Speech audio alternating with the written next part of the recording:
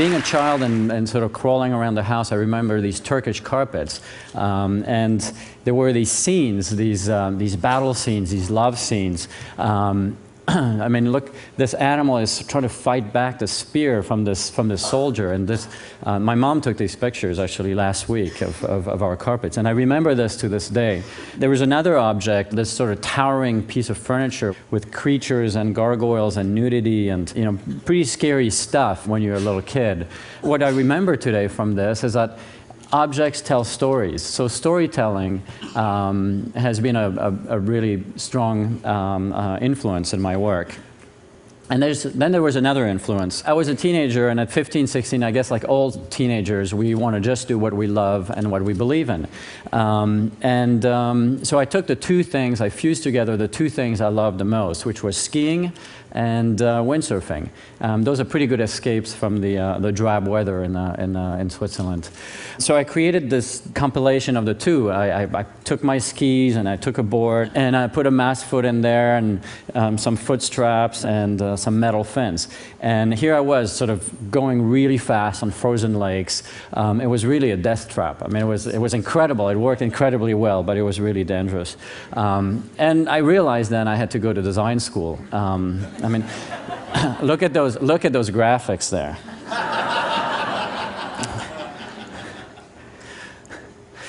So I went to design school, and you know, it was the early 90s when I finished, and I saw something extraordinary happening in Silicon Valley. So I wanted to be there. I saw that the computer was sort of coming into our homes, that it had to change in order to sort of be with us in our homes. And so I got myself a job, and I was working for a consultancy, and we would get into these meetings, and these managers would come in, and they would say, well, what we're going to do here is really important, you know, and they would give the projects code names, you know, mostly from Star Wars, actually. Things like C-3PO, Yoda, Luke. So, you know, in anticipation, I would be this young designer in the back of the room, and I would sort of raise my hand and I would ask questions. I mean, in retrospect, you know, probably stupid questions, but things like, you know, what's this cap lock key for, or this num lock key for? You know, that thing. You know, do people really use it? Do they need it? Do they want it in their homes?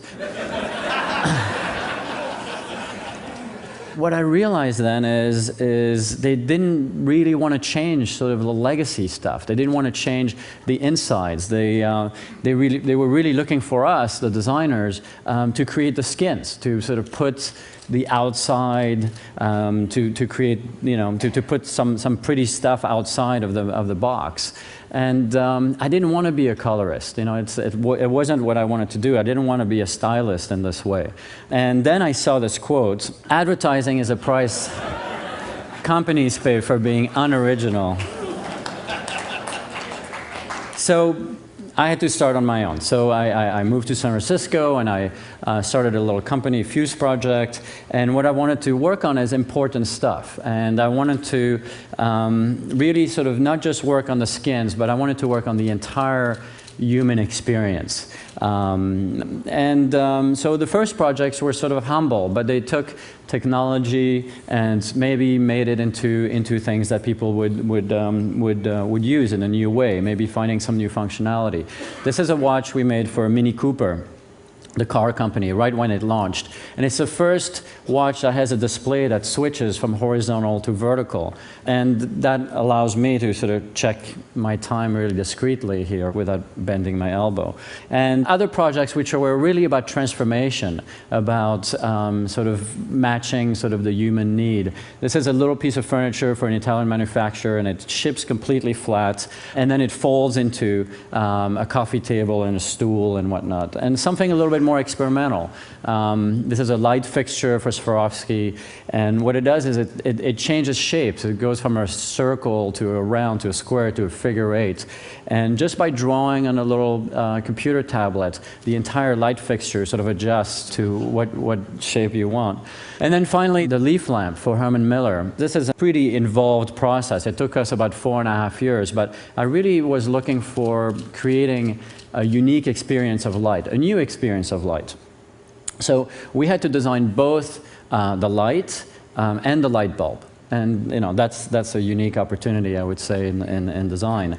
And the new experience I was looking for is giving the choice for the user to go from a warm, sort of glowing kind of mood light all the way to a bright work light. So the light bulb actually does that. It allows the person to switch and to mix, these two colorations. And it's done in a very sort of simple way. One just touches the base of the light, and on one side you can mix the brightness, and on the other, the sort of coloration of the light. So all of these projects have sort of a humanistic sense to them. And I think as designers, we need to really think about how we can create a different relationship between our work and the world.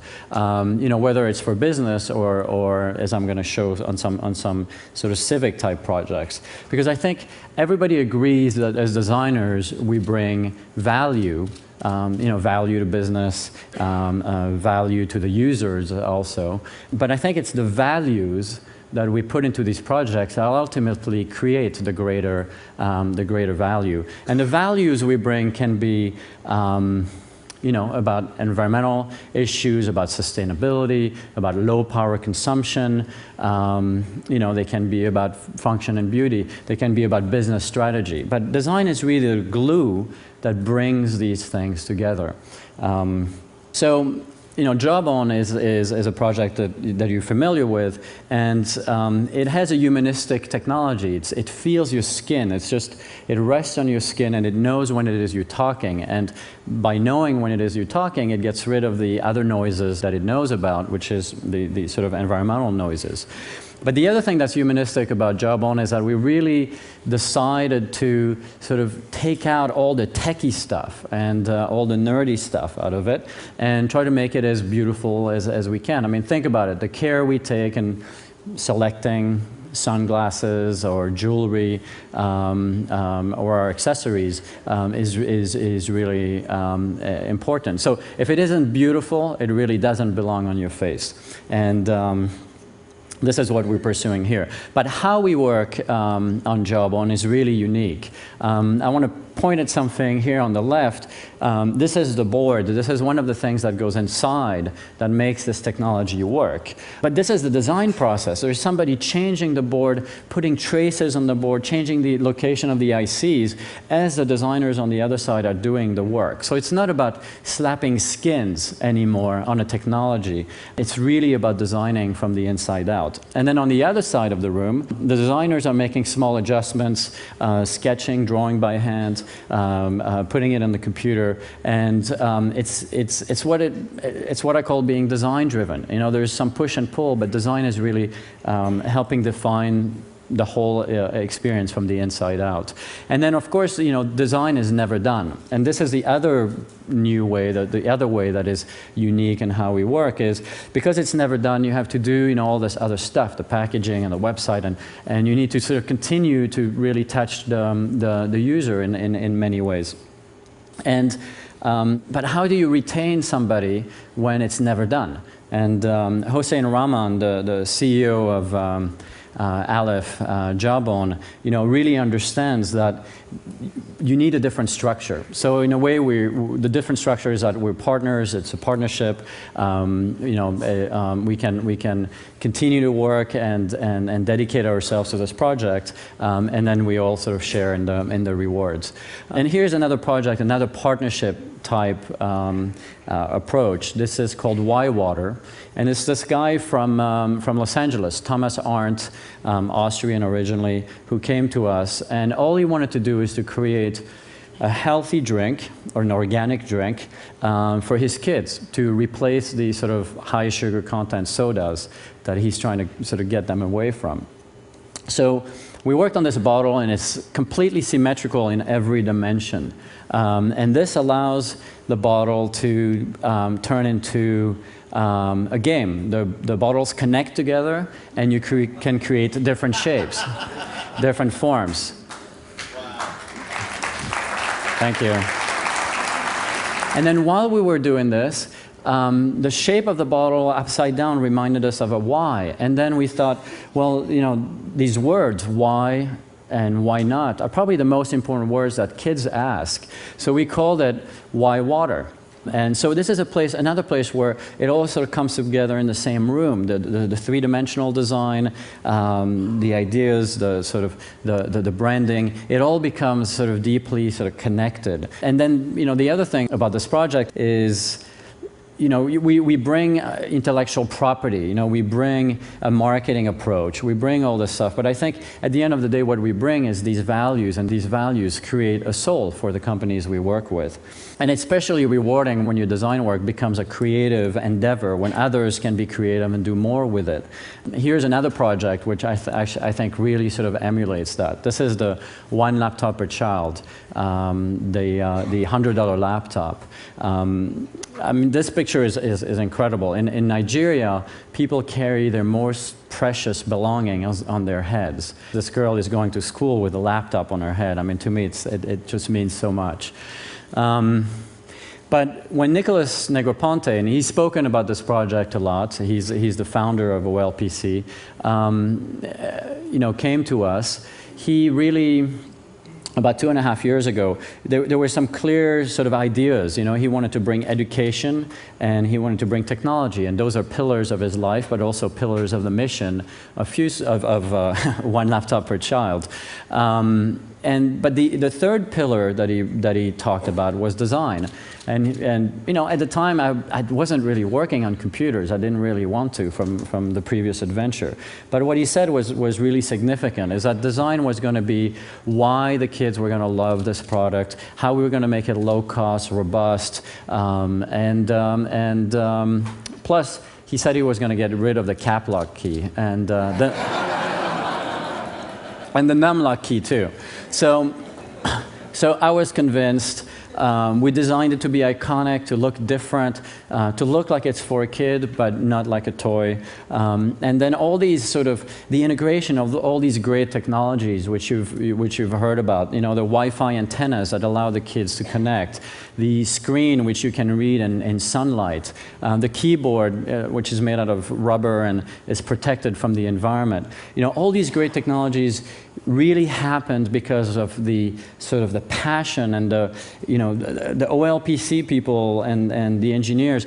You know, they fought the suppliers, they fought the you know, the manufacturers. They, you know, it was such a, I mean, they fought like animals for this to remain the way it is. And in a way, it is that will that makes projects like this one, you know, allows the process from not sort of destroying the original idea. And I think this is something really important. So now, you know, you get these pictures. You get up in the morning and you see the kids in Nigeria, and you see them in Uruguay with the computers, and in Mongolia. And we went away from, you know, obviously the beige. I mean, it's colorful, it's fun. In fact, you can see each logo is a little bit different. It's because we were able to bring to run during the manufacturing process 20 colors for the X and the O, which is the name of the computer. And by running, by mixing them on the manufacturing floor, you get 20 times 20. You get 400 different options there. So the lessons from seeing the kids using them in the developing world are incredible. But this is my nephew Anthony in Switzerland. And he had the laptop for an afternoon, and I had to take it back. It was hard. And it was a prototype. And a month and a half later, I come back to Switzerland, and there he's playing with his own version. Like paper and cardboard. So I'm going to finish with one last project, and this is a little bit more of adult play. Some of you might have heard about the New York City condom. It's actually just launched, and actually launched on Valentine's Day, February 14th, about 10 days ago. So the Department of Health in New York came to us, and they needed a way to sort of distribute 36 million condoms for free to the citizens of New York. So a pretty big endeavor, and we worked on the dispensers. These are the dispensers. There's this friendly shape. You know, it's about a kind of, it's a little bit like designing a fire hydrant. You know, it has to be, you know, easily serviceable. It has to sort of tell, you have to know where it is and what it does. We also designed the condoms themselves. And I was just in New York at the launch, and I went to see all these places where they're installed. This is at a Puerto Rican little mom and pop store, you know, at a bar on Christopher Street, at a pool hall. I mean, they're being installed in like homeless clinics everywhere. Of course, you know, clubs and discos too. And here's the public service announcement for this project.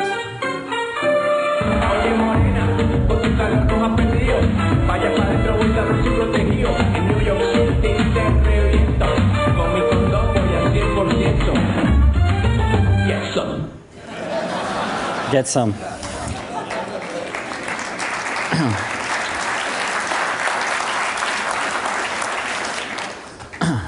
So, you know, this is really where design sort of is able to create a conversation. I was in these venues, and people were, you know, really like into getting them. They were excited. It was creating a, you know, it was breaking the ice. You know, it was getting over a stigma, and I think that's also what design can do. So I was gonna throw some condoms in the room and whatnot, but I'm not sure it's the etiquette here. Yeah? All right, all right. I have only a few.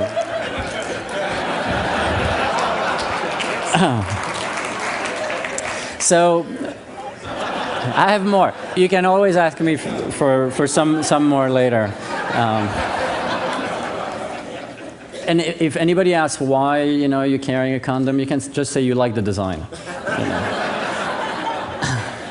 So I'll finish with just one thought. You know, if we all work together on creating value, but if we really keep in mind the values of the work that we do, I think, you know, we can change, you know, the work that we do. We can change, these values can change the companies we work with, and eventually together maybe we can change the world.